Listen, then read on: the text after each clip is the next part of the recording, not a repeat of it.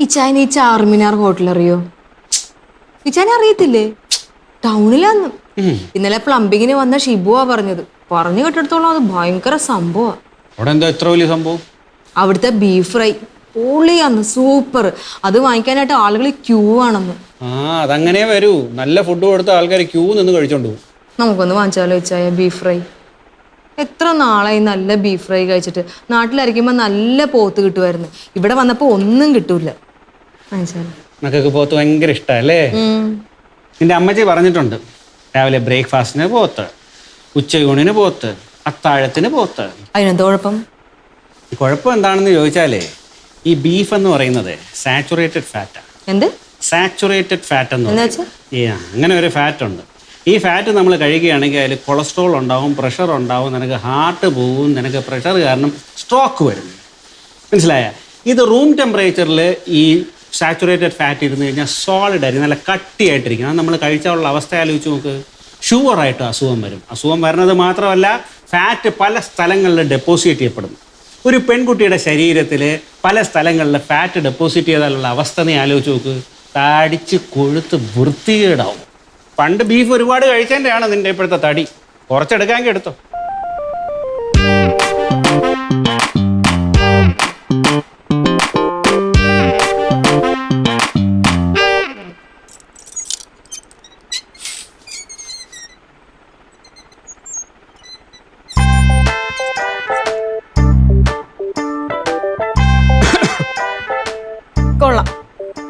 കൊള്ളാച്ചായ.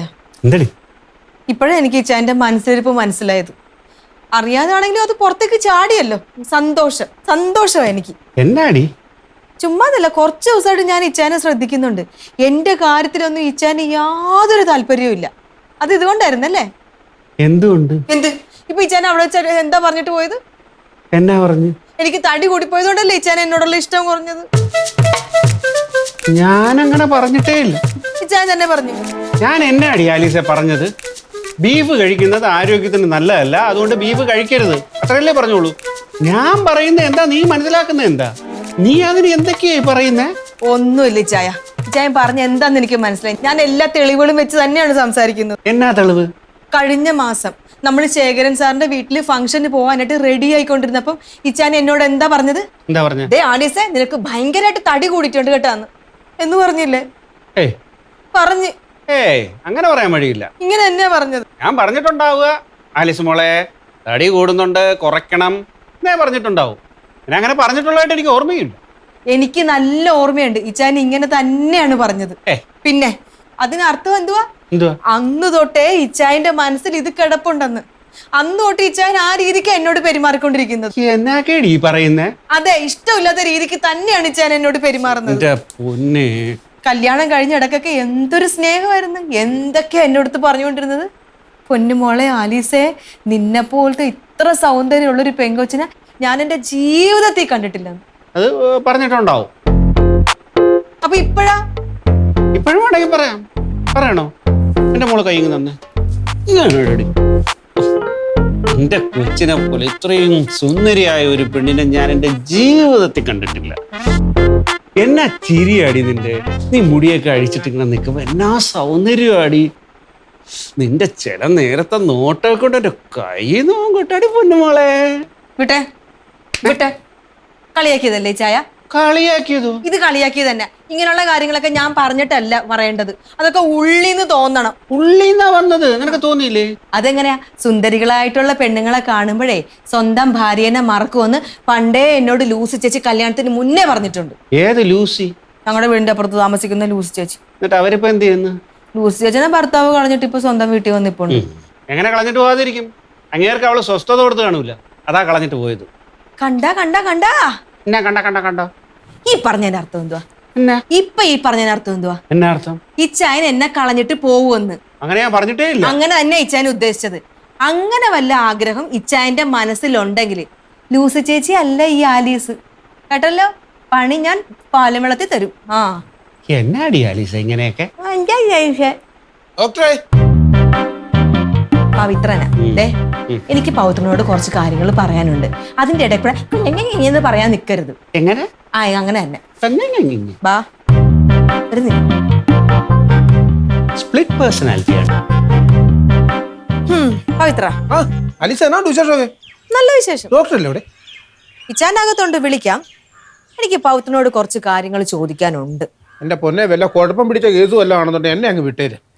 എനിക്ക് സമയമില്ല, അതുകൊണ്ട് എനിക്ക് ചെന്നിട്ട് ഒരുപാട് പരിപാടിയുണ്ട്. നിങ്ങളുടെ ചോദ്യത്തിന് സമാധാനം പറയാൻ വേണ്ടി നിൽക്കുമല്ല ഞാൻ. പവിത്ര, സുമിത്രേനെ പവിത്രന് ഇഷ്ടമാണോ? എന്താ ഞാൻ ചോദിച്ചത് മനസ്സിലായില്ലേ? പവിത്രന് സുമിത്രേനെ ഇഷ്ടമാണോന്ന്. പിന്നെ അവളെ ഇഷ്ടമുള്ളതുകൊണ്ടല്ലേ ഞാൻ അവളെ കെട്ടിയത്. അതെ. കല്യാണത്തിന് മുന്നേ നിങ്ങൾ കുറച്ച് നാൾ പ്രേമിച്ച് നടന്നില്ലേ? പ്രേമിച്ചു എന്നുള്ളത് ശരിയാ. പക്ഷെ നിങ്ങൾ വിചാരിക്കുന്ന തരത്തിലുള്ള പ്രേമൊന്നും അല്ലായിരുന്നു. കളറാട്ടൊക്കെ പ്രേമിക്കണമെന്നുണ്ട്. നമ്മുടെ കയ്യിലൊക്കെ പൈസ വേണ്ടേ?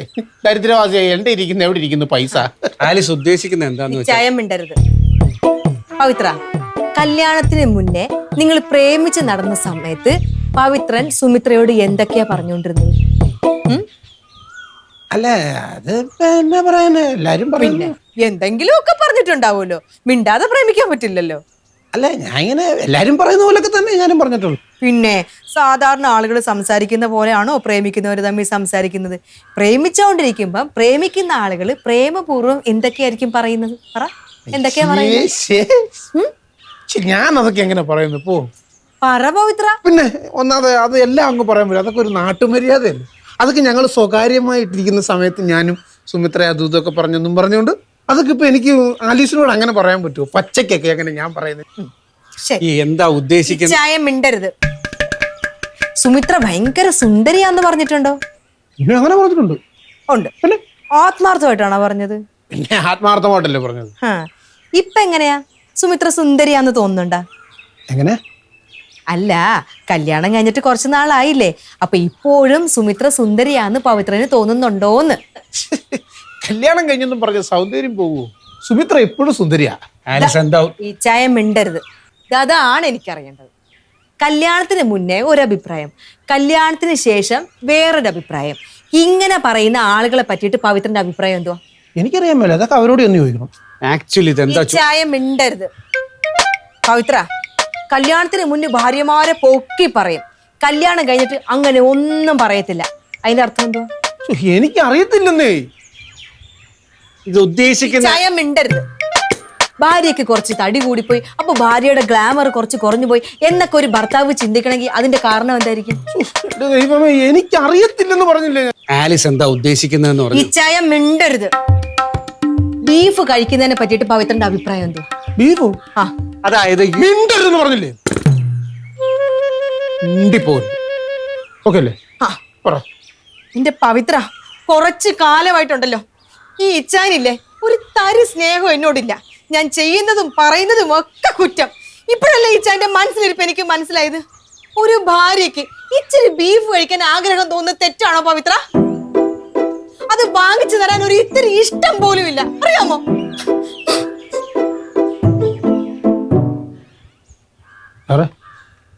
അല്ല, ഇനി വാ തുറന്നു. ഞാൻ അന്നേരത്തെ ഫ്ലോയ്ക്ക് അങ്ങ് പറഞ്ഞ ഞാൻ ഒരു കാര്യം പറ്റിട്ട് എന്നെ സംഭവം എനിക്കാണ് തലപ്രാന്ത് അങ്ങ് എടുത്തു. എനിക്കൊന്നും മനസ്സിലാവുന്നില്ല. തലപ്രാന്ത് എടുത്തിട്ടില്ലേ?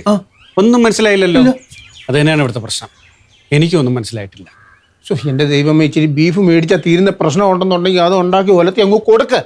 കിലോയ്ക്ക് 400 രൂപ ഞാൻ വേണം മേടിച്ചോണ്ട് വരാം. കൊതിയായിരിക്കുന്നേ. അതിലൊന്നും ഒതുങ്ങത്തില്ല. ഇനി 1 കിലോ അല്ല, ഒരു ഫുൾ പോത്ത് വാങ്ങിച്ചു കൊടുത്താലും ഇത് തീരത്തില്ല. ലാഭത്തിൽ പ്രവർത്തിച്ചു കൊണ്ടിരിക്കുന്ന ഫാക്ടറി വിൽപ്പനയ്ക്ക് പ്രതിവർഷം 25 ലക്ഷം രൂപയിലേറെ ലാഭത്തിൽ പ്രവർത്തിക്കുന്ന പടക്ക നിർമ്മാണ ഫാക്ടറി വിൽപ്പനയ്ക്ക് താല്പര്യമുള്ളവർ ബന്ധപ്പെടുക. താല്പര്യമുണ്ട്, ബന്ധപ്പെടാം. ശടാ പറയണ്ടേ?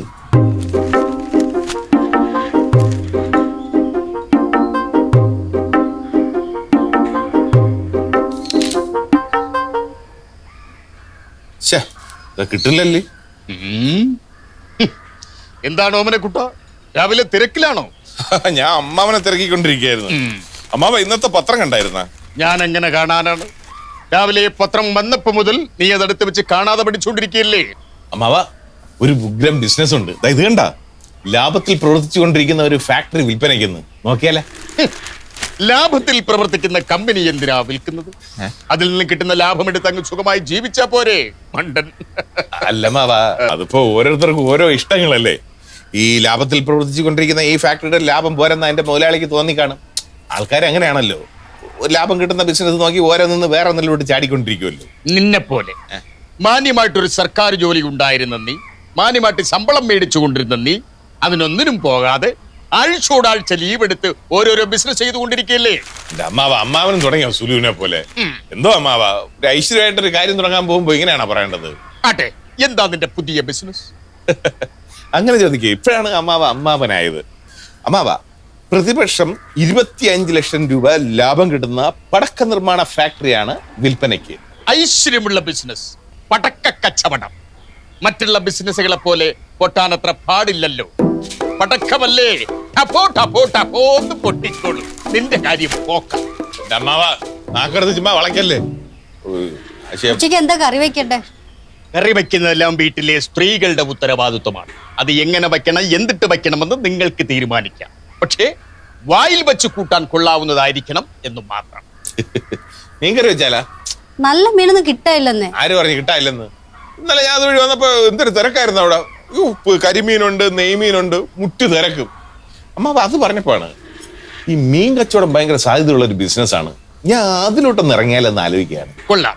ബിസിനസ് പൊട്ടുമ്പോ മീനിനെ കണ്ടുപഠിക്കാം. നല്ല ബിസിനസ്. എന്ത് പഠിക്കാന്ന്? മുങ്ങുന്നതേ.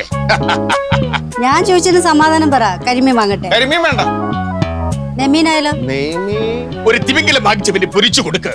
അത് തിന്നെ മോവിന് വെളിവ് കിട്ടും തലയ്ക്ക്. ഇത് ഒരു നടക്കി പോകുന്ന ലക്ഷണമില്ല. ഇത് വായിച്ചോണ്ട് ഇവിടെ ഇരുന്നോ. നീ ഇങ്ങോട്ട് വന്നേ, ഒരു കാര്യം പറയട്ടെ. വായിച്ചോ. പിന്നെ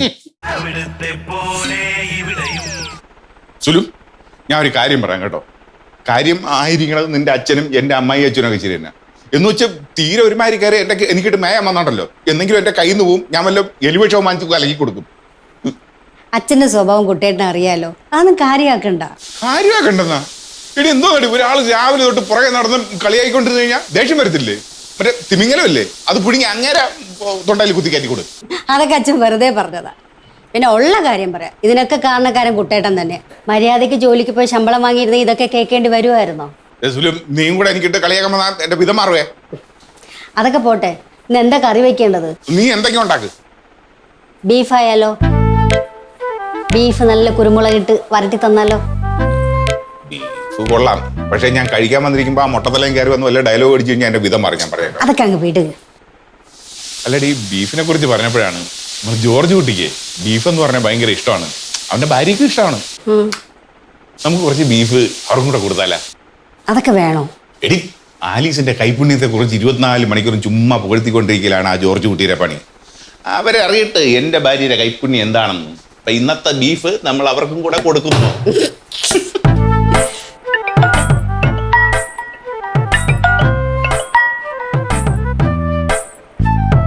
ഹലോ ഹലോ, ആലീസ് അല്ലേ? ആ ഞാൻ സുലോചനയാ. എന്തുണ്ട്? ഒന്നുമില്ല, ഞാനും കുട്ടിയുടെ കൂടെ സംസാരിച്ചപ്പോ ഇന്ന് ആലീസിന്റെ കാര്യം പറഞ്ഞു. എന്നാ പിന്നെ ഒന്ന് വിളിച്ചു കളയാന്ന് കരുതി. ഓ, വേറൊന്നുമല്ല, ആലീസിന് ബീഫ് ഭയങ്കര ഇഷ്ടമാണല്ലേ? ഞാൻ അറിഞ്ഞു. ഡോക്ടറാ കുട്ടേട്ടനോട് പറഞ്ഞത്. ഇന്നേ ഞങ്ങൾ ബീഫ് ഫ്രൈ ഉണ്ടാക്കാനായിട്ട് പ്ലാൻ ചെയ്തു. അപ്പോഴാണ് ആലീസിന്റെ കാര്യം സംസാരിച്ചത്. ആലീസ് ഉണ്ടാക്കുന്ന അത്ര രുചിയുണ്ടോ എന്ന് എനിക്കറിയില്ല. എന്തായാലും ഞാനത് കൊടുത്തു വിടാം. ആലീസ് ഒന്ന് കഴിച്ചു നോക്കണേ. അല്ല അത് വേണ്ട. എന്ത് വർത്തമാനം ആലീസേ? നമ്മൾ തമ്മിൽ ഇങ്ങനെ ഫോർമാലിറ്റിയിലെ ആവശ്യമുണ്ടോ? ആലീസ് ഒന്ന് കഴിച്ചു നോക്ക്. രുചി പോരെങ്കിൽ അറിയാലോ.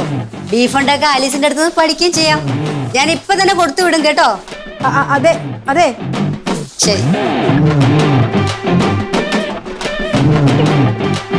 കർത്താവ്, ഈച്ച എന്നെ മനഃപൂർവ്വം നാണം കെടുത്താനായിട്ട് ഇറങ്ങിയേക്കുവാണല്ലേ. ഇനി അവരുടെ മുഖത്തൊക്കെ ഞാൻ എങ്ങനെ നോക്കും? അതേ വരുന്നുണ്ട്. ഇന്ന് ഈച്ചായന്റെ അന്ത്യമാണ്. കണ്ട പെണ്ണുങ്ങളെ സൂപ്പിക്കാൻ വേണ്ടിട്ട് എന്നെ നാണം കെടുത്താനായിട്ട് ഇറങ്ങിയേക്കുവാ.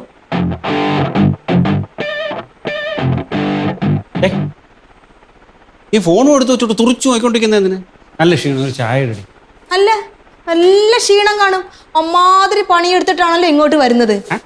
ഹോസ്പിറ്റലിലെ പണി മാത്രമല്ലല്ലോ ഇച്ചാനുള്ളത്. നാട്ടുകാരെ മൊത്തം കാണണം, അവരോട് വിശേഷം പറയണം, അവരോട് കൊഞ്ചണം, കുഴയണം. വീട്ടിലിരിക്കുന്നവരെ പറ്റിയിട്ട് വേണ്ടാതീന് അവരോട് പറയണം.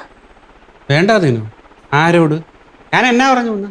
ദേ ഇച്ചായ, നമ്മുടെ വീട്ടിൽ നടക്കുന്ന കാര്യം നാട്ടുകാരോട് പറയുന്നതേ ഭയങ്കര മോശമായിട്ടുള്ള കാര്യമാണ് കേട്ടോ. ഞാൻ ആരോട്? അല്ലേ തന്നെ ഇച്ചായന് എന്തെങ്കിലും പറയണമെന്നുണ്ടെങ്കിൽ സ്വന്തം കാര്യം പറയണം, അല്ലാതെ എന്റെ കാര്യമല്ല പറയേണ്ടത്. എന്നാണ് ഇത്? എനിക്കൊന്നും മനസ്സിലാകുന്നില്ല. മനസ്സിലാക്കി തരാം ഞാൻ. ഇപ്പോഴേ പൊതു കെട്ടി ഒരാൾ ഇങ്ങോട്ട് വരും, അയാൾ വന്നു പോട്ടെ, എന്നിട്ട് തരാം ഞാൻ ബാക്കി. ആര് വരുമെന്ന്? ആര് വരുമെന്ന് എനിക്കറിയത്തില്ല, ഒരാൾ വരുമല്ലോ ഇപ്പൊ. ഡോക്ടറെ, ഓഹോ, പവിത്രനാണ് അപ്പൊ പാഴ്സലുകാരൻ. വെച്ചിട്ടുണ്ട് ഞാൻ, വെച്ചിട്ടുണ്ട്. എന്നിട്ട് ഇച്ചാനിട്ട്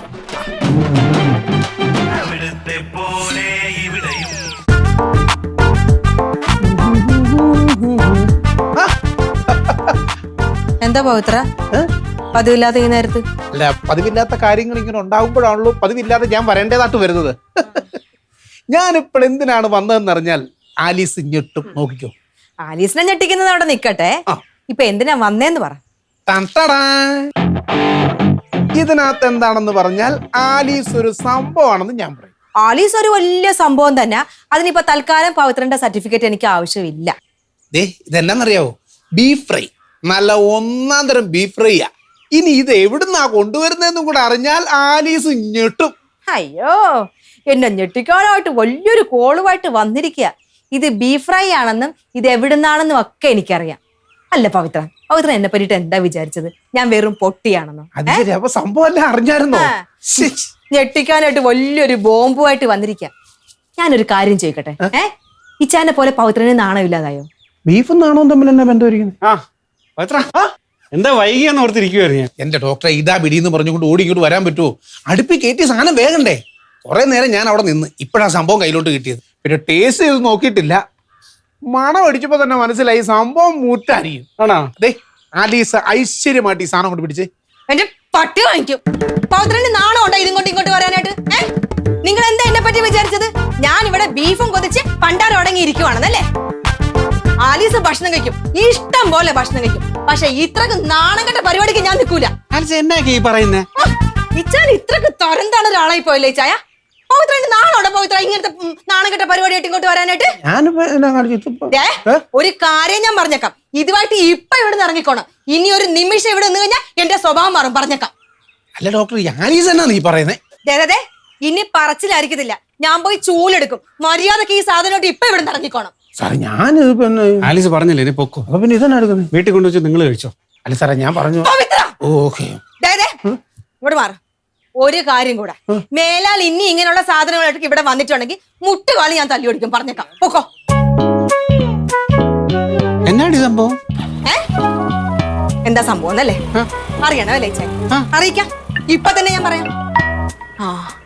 അവളായിരിക്കും പൊതു കെട്ടി കൊടുത്തു വിട്ടിട്ട് അത് ഇവിടെ എത്തിയോന്ന് അറിയാൻ വേണ്ടിട്ട് വിളിച്ചോണ്ടിരിക്കാം.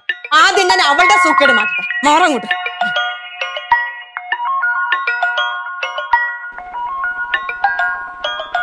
ഇതവള് തന്നെ. ഇന്ന് ഞാൻ ഇവിടെ ശരിയാക്കി കൊടുക്കുന്നുണ്ട്. ഹലോ ആലീസ, ഞാനാ. എന്താ? എനിക്കൊരു അബദ്ധം പറ്റി. ആലീസ് ഒന്നും വിചാരിക്കരുത്. ബീഫ് അടുപ്പത്ത് വെച്ചിട്ട് ആലീസിനോട് സംസാരിച്ചിട്ട് തിരിച്ചു വന്നപ്പോഴേ അത് കരിഞ്ഞുപോയി. കഷ്ടമായിപ്പോയി. ആലീസിനത് തന്നുവിടുന്ന ഓർത്ത് ആത്മാർത്ഥമായിട്ട് ഉണ്ടാക്കിയതാ. എന്തായാലും ആദ്യമായിട്ട് കൊടുത്തു വിടുന്ന ഫുഡ് മോശമാവാൻ പാടില്ലല്ലോ. അതുകൊണ്ട് അടുത്ത പ്രാവശ്യം ഉണ്ടാക്കുമ്പോ കൊടുത്തു വിടാമേ. ശരിക്കും സോറി ആലീസേ, ഞാനായിട്ട് അങ്ങോട്ട് വിളിച്ചു പറഞ്ഞിട്ട് ഇങ്ങനെ ആയല്ലോ. അത് സാരമില്ല. എന്നാ ശരി, ഓക്കെ. ശരി.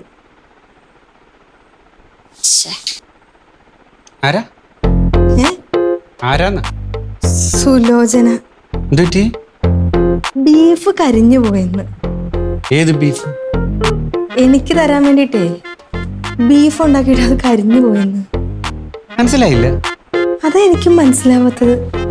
അപ്പൊ ഈ പവിത്രം കൊണ്ടുവന്നത് എവിടുത്തെ ബീഫാ? അത് ചാർമിനാർ ഹോട്ടലിലെ ബീഫ്. ചാർമിനാർ ഹോട്ടലിലെ ബീഫാ? അതെങ്ങനെ ഇവിടെ വന്ന്? എന്റെ സാറേ, സാറും കൂടി ഇങ്ങനെ വളർത്തി കെട്ടി കാര്യം പറഞ്ഞാൽ എനിക്ക് മനസ്സിലാവൂല. മനസ്സിലാകുന്ന രീതി പറയാൻ പ്രശ്നം എന്നാ? കാര്യം പറയാം. ഇന്ന് രാവിലെ ആയപ്പോൾ ആലീസ് പറഞ്ഞു അവൾക്ക് ബീഫ് കഴിക്കണം. അവൾക്ക് ഉണ്ടാക്കാൻ പറ്റത്തില്ല, പുറത്തുനിന്ന് മേടിക്കണമെന്ന്. അപ്പോൾ ഞാൻ പറഞ്ഞു റെഡ് മീറ്റ് ഒന്നും കഴിക്കല്ലേ, കൊളസ്ട്രോൾ വരുമെന്ന്. പിന്നെ കുറച്ച് ഹെൽത്ത് ടിപ്സും ഞാൻ പറഞ്ഞു കൊടുത്തു. അത്രേ ചെയ്തോളൂ. അതിനാണ് ഞാൻ ഒരു ഡോക്ടറല്ലേ, മൃഗ ഡോക്ടർ ആണെങ്കിലും. ഏത് ഡോക്ടറാണെങ്കിലും ഉപദേശത്തിന് ഒരു കുറവും കാണുമല്ലോ. എന്നിട്ട് ആക്കിയതാണ്. അല്ലല്ല, ആ ഫ്ലോയിൽ അങ്ങ് പോയതാണ്. ആക്കിയതുപോലെ തോന്നി. ഇല്ല എന്നിട്ട് എന്നിട്ട് എന്താ, ഞാൻ ഈ ഫ്ലോയിൽ അറിയാതെ ഇങ്ങനെ ഹെൽത്ത് ടിപ്സ് ഒക്കെ പറയുന്ന കൂട്ടത്തിൽ അറിയാതെ പറഞ്ഞു പോയി അവൾക്ക് ഇച്ചിരി തടി കൂടുന്നു. വെറുതെ അല്ല, ഈ ലോകത്ത് ഏതെങ്കിലും പെണ്ണ് വക വെച്ച് തരുന്ന കാര്യമാണ്. സാറ് വലിയ ഡോക്ടറാണെന്നൊന്നും പറഞ്ഞിട്ട് കാര്യമില്ല, പക്ഷെ വകതിരില്ല. ഇതിന് പ്രശ്നത്തിനൊരു പരിഹാരം പറ. ഈ പ്രശ്നം പരിഹരിക്കാൻ ഞാനൊരു ചെറിയ ടിപ്പ് ഞാനങ്ങ് പറഞ്ഞേ.